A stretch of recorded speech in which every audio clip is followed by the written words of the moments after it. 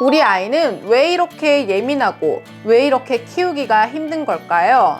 유독 별난 걸까? 누굴 닮아 또 겁이 많고 자신감이 없지? 고민되신다면 오늘 영상에서 내 아이의 기질에 대해 한번 알아보세요.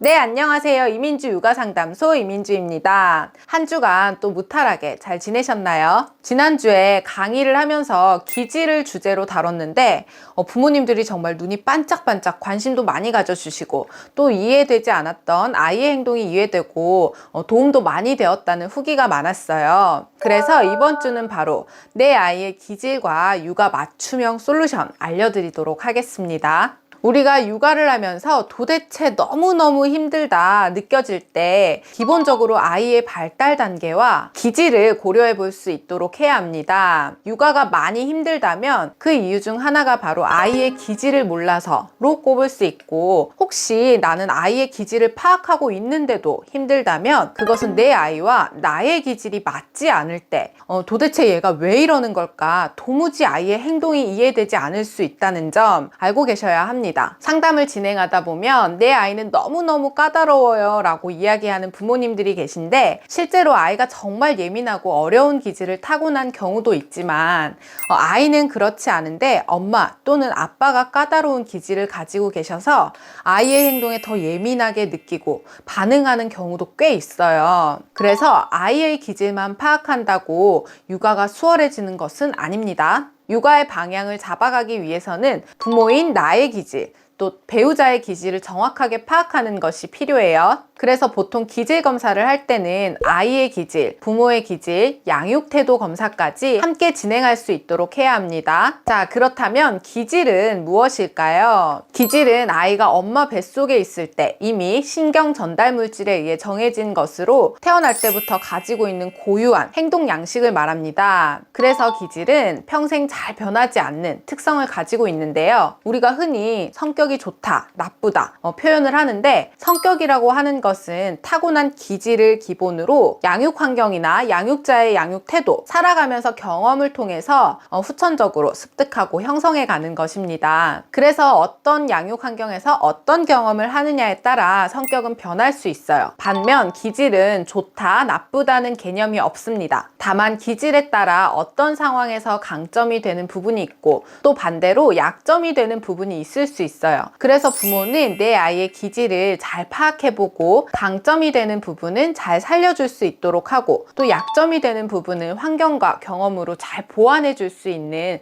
그런 육아를 해야 합니다. 내 아이의 기질은 어떤 기질일까? 기질의 유형, 기질에 따른 또 양육 팁까지 알려드리도록 할게요. 현재 우리나라의 임상 현장에서 가장 많이 활용하는 미국의 정신의학자인 크로닝거 교수의 기질 성격 검사를 근거로 기질을 크게 위험회피 성향, 자극 추구 성향, 보상 의존 성향, 지속 성향, 이렇게 4가지 유형으로 구분할 수 있습니다. 자, 첫 번째 위험회피 성향. 위험회피 성향의 친구들은 말 그대로 위험한 상황이나 낯선 환경, 안전하지 않다고 느껴지는 상황을 본능적으로 회피하려는 유전적 경향성을 말합니다. 돌다리도 두들겨보고 건너는 스타일이죠. 스스로 돌다리 두들겨보는 것 자체가 겁이 나서 부모가 돌다리를 두들겨보고 건너는 걸 또 봐야 따라 건널 수 있는 아이들도 많습니다. 이 친구들은 낯선 곳, 새로운 사람에 적응하는데 오래 걸리고 새로운 것을 시도하는 것보다 익숙한 것을 더 선호해요. 그리고 조심성이 많고 모험을 즐기지 않고 걱정이 많고 수줍음이 많음, 이렇게 체크해 볼 수 있어요. 그래서 위험회피 성향의 아이를 키우는 부모님들은 아이가 낯선 환경이나 사람에 적응하는 과정에서 또 새로운 시도를 하는 과정, 예를 들어 어린이집에 적응하거나 또 키즈카페에 처음 방문했을 때 부모가 먼저 들어가서 이것저것 만져보면서 직접 탐색하는 모습을 보여주고 장난감을 사용하는 인정하는 모델링을 보여주면서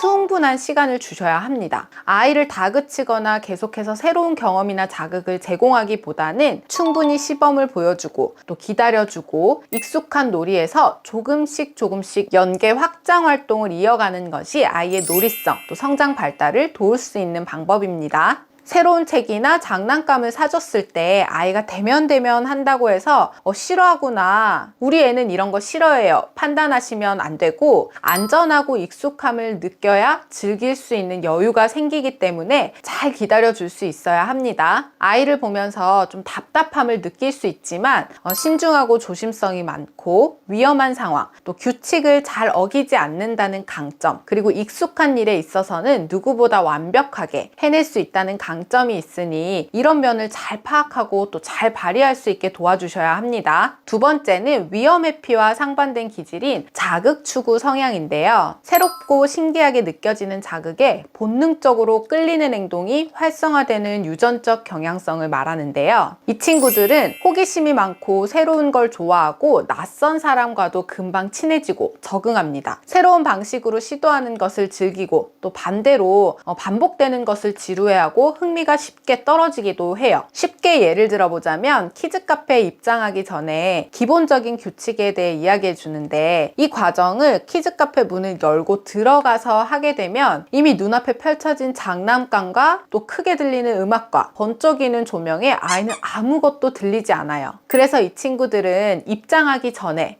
눈을 똑바로 맞추고서 들어가서 지켜야 하는 규칙이나 약속들을 사전에 전달해야 전달이 가능합니다. 지난번 어린이집 적응 영상에서도 알려드렸는데, 처음 어린이집에 가서 힘들어하지 않고 너무 즐겁게 놀고 적응을 잘하는 것처럼 보이는 아이들, 엄마와 헤어지는 자극보다 또 새로운 교실, 선생님, 장난감의 자극이 훨씬 크기 때문인데요. 이 친구들은 일주일 정도 지나서 이 모든 것이 좀 익숙해질 때쯤 이제 엄마를 찾고 또 분리가 힘들고 울음을 보이기 시작해요. 그래서 하루 이틀만 관찰하고 적응이 끝났다거나 애착 형성이 잘못된 거 아닌가 오해하지 마시고 또 관찰이 필요합니다. 자극 추구 성향의 아이를 키우는 부모님들은 쉽게 심심하고 지루해하는 이 시간을 견디기 힘들어할 수 있으므로 아이의 호기심을 자극해 줄 수 있는 거리를 많이 제공해 주셔야 해요. 간혹 규칙을 잘 지키지 않는다거나 산만하고 인내심이 부족하다는 평가를 받기도 하는데, 이 부분은 아이를 양육하는 환경에서 훈련을 통해 잘 잡아갈 수 있도록 해야 합니다. 반대로 낯선 환경이나 사람에 금방 친해지고 또 적응도 잘하고 뭐든 두려움보다는 적극적인 태도로 참여하기 때문에 리더십을 발휘할 수 있다는 강점이 있으니 이런 면은 또 잘 발휘할 수 있도록 해주세요. 자, 세 번째는 보상 의존 성향인데요. 사회적 보상 신호에 강하게 반응하는 사회적 민감성이 높은 유전적 경향성을 말합니다.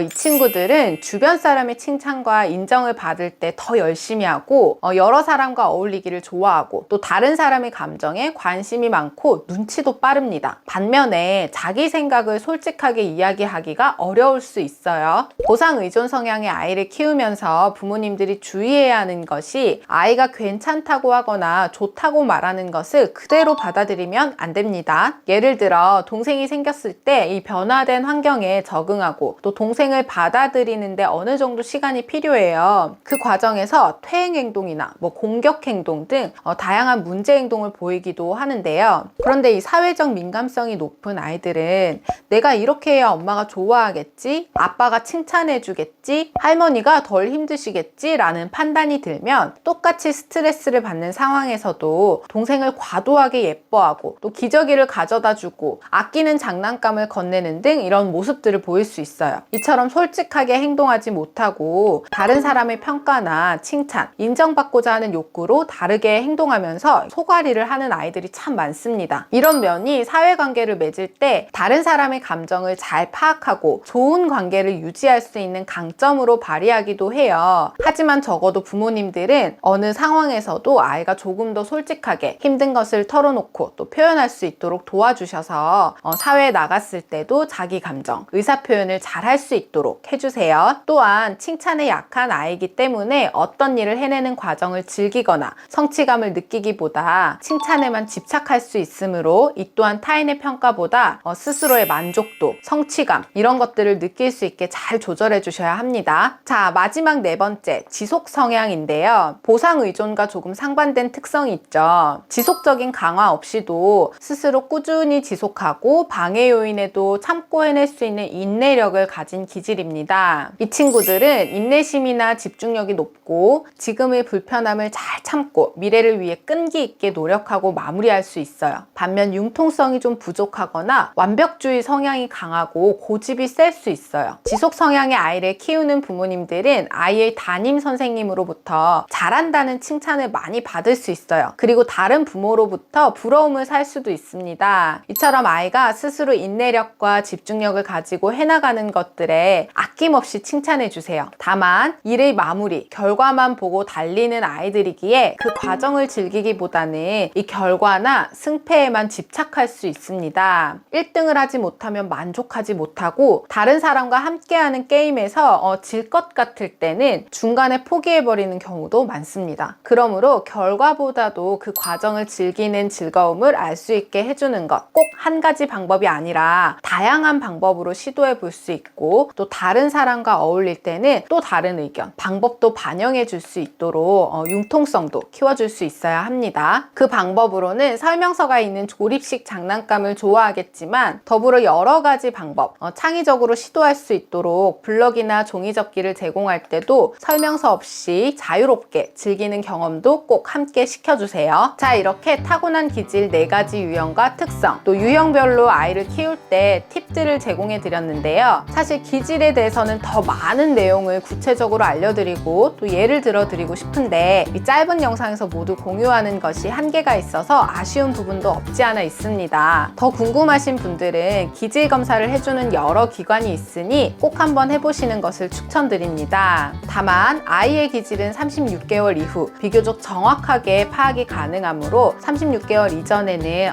이런 기질인가? 아이의 행동을 관찰하고 파악해가는 단계로 생각해 주시면 좋습니다. 저 또한 지금 저희 아기의 기질을 파악하기 위해서 열심히 관찰하고 있는 과정에 있습니다. 자, 오늘 영상도 도움되셨다면 구독과 좋아요, 알림 설정까지 잊지 마시고 저는 다음 시간에 또 만나요. 안녕!